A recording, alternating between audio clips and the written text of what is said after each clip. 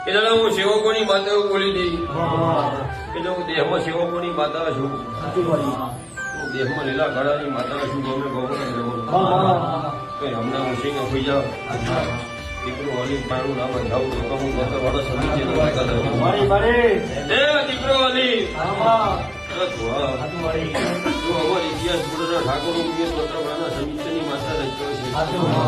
તમારી માતા શું પુરાના સમિતિ અને સદાયની માટે તમારી કોઈ દારૂ ગમે દેખો તમારી માતા પુરાના સમિતિ દીકરો આવ્યો ને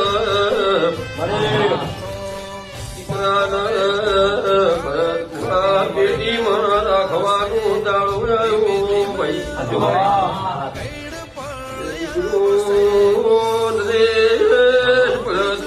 રે નહીં ભાઈ